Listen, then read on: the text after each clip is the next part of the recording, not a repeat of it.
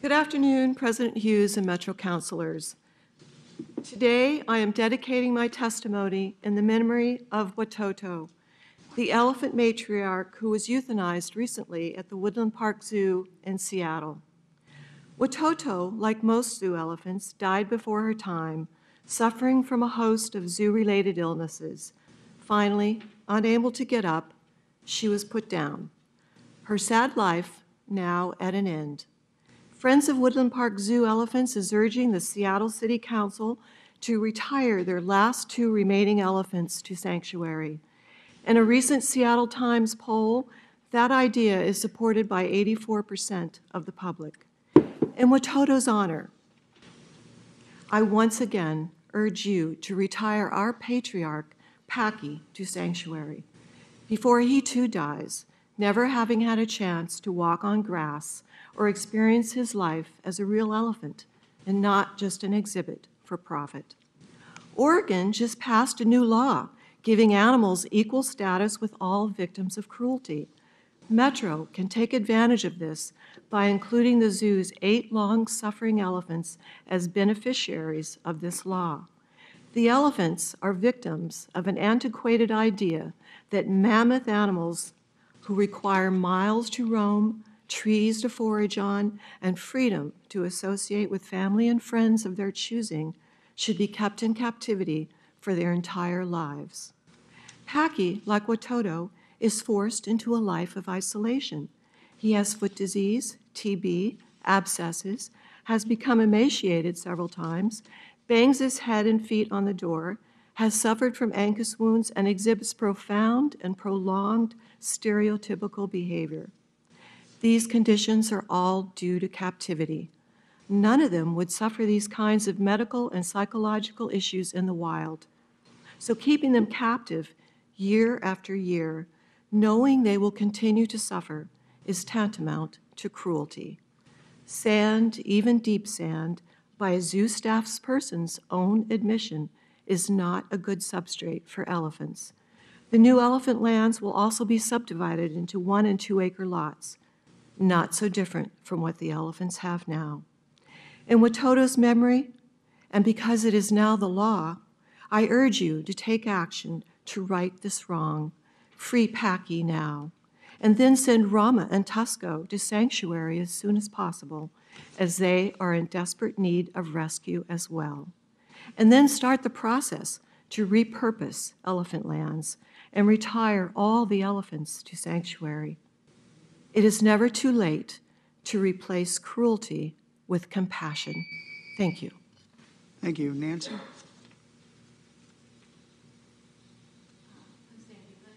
Sure.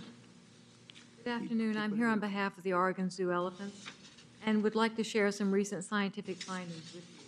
And I'm providing copies of this statement to everyone. In a book on humor called Ha, published this year, Scott Weems, who holds a PhD in cognitive neuroscience, mentions recently discovered neurons called spindle cells, which are, quote, found in only a few species other than humans, namely in our most intelligent ape neighbors, such as gorillas and orangutans, and in a few other advanced mammals like whales and elephants.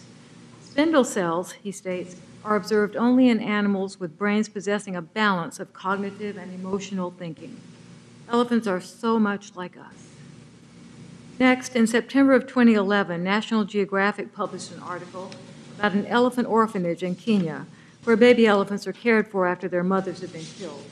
Quoting from that article, "The long accrued anecdotal evidence of the elephant's extraordinary intelligence is being borne out by science. Studies show that structures in the elephant's brain are strikingly similar to those in humans. MRI scans of an elephant's brain suggest a large hippocampus, the component in the mammalian brain linked to memory, and an important part of its limbic system, which is involved in processing emotions. The elephant brain has also been shown to possess an abundance of the specialized neurons known as spindle cells, which are thought to be associated with self-awareness, empathy, and social awareness in humans. Elephants have even passed the mirror test of self-recognition, something only humans and some great apes and dolphins have been known to do. Elephants are so much like us." Finally, in February of this year in the journal Science, an article appeared called Elephants Console Each Other. describing a field study of captive Asian elephants in a sanctuary in Thailand. When a stressful event such as a dog walking by or a snake slithering in the grass occurred to one elephant, she would flare her ears and raise her tail. Others would adopt the same behaviors and sometimes form a protective circle around the furs. The article quotes Graham Shannon, a behavioral ecologist at Colorado State University, as follows. The findings are intriguing because they parallel what has been observed in captive and wild non-human primates, further underlining the complex cognitive abilities of elephants. Elephants are so much like us.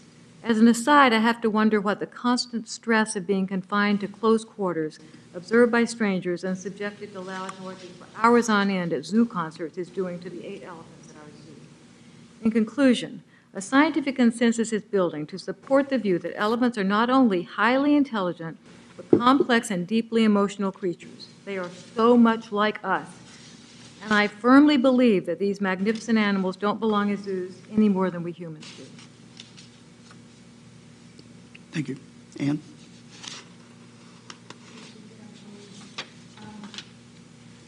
I would like to just start by reading a few words from David Hancock, who's the former director of the Woodland Park Zoo. This is pertaining to Watoto's death. A general feeling among former Woodland Park Zoo staff members I've contacted regarding Watoto's death can be characterized as a sense not only of sadness at her passing, but also of the unhappy life she had. Like most other zoo elephants, Watoto should never have been abducted from her mother and never suffered the pain and indignities that is so common among zoo elephants. Just a few parallels between Watoto and Paki. Both confined since birth or infancy. Both have arthritis and foot infections. Most of their time, due to the design of the zoo and our Northwest climate, is spent on standing on hard substrate floors, roughly 16 to 17 hours per day. This is long hours in confined space, and they have no choice but to stand in their own excrement. A couple of differences. I don't believe Watoto had tuberculosis. However, Paki does have tuberculosis, which is contagious. One blessing for Watoto is that she never had to endure the forced semen extractions that Paki has. To be honest, I find that extremely invasive and, to my values, sexually perverse. Watoto is no longer alive. Is Paki still alive? To tell you the truth, I don't know. He's been in hiding for so long. I'd like to finish by reading a poem called City Zoo by Vivian Larimore. The tick of time is out of rhyme, where wild things wait for death. Watching the stars through iron bars and breathing each other's breath. But little man with his civic plan to conquer and subdue acquires a thrill from broken will of beasts at the city zoo. Thank you. Thank you. Nancy? My name is Nancy Newell. I'm a longtime activist in the Portland community, and I believe a healthy community is healthy for everyone.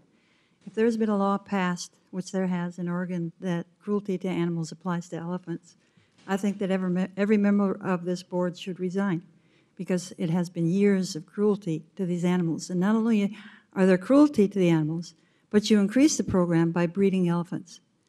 You had a huge public outrage about Lily. She was contracted ahead of time, before her birth, to a circus. Everybody on this board knows exactly what circuses do. How can you have and even hire a director that will do such a cruel thing in the face of the good faith of this community trying to provide more space for these elephants.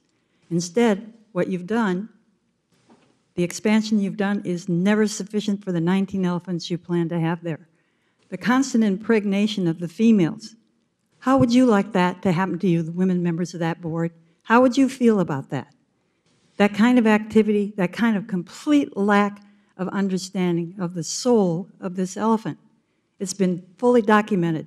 They are very parallel to human instincts, responses. If they are mentally ill, they show it, they behave it. And now you exclude Packy as if he's not even worth public viewing, when the public has put so much faith into these metro boards, given the money, spent the time, come back and back to this to testify, and get absolutely no response except the chair says Packy will never be allowed to be released from this misery. I think it's outrageous. The matriarch, that's the matriarch of the Seattle Zoo, 45 years old, dead, dropped dead at the zoo. Do you want that kind of legacy in this city and this county? Is that the kind of legacy that Portland, with all of the laws, all of the actions upon the part of the public to respect animal rights, is not provided at the zoo because it can't? It's no place for elephants. Please release as many as you can, get them to sanctuaries, and stop the breeding. Thank you.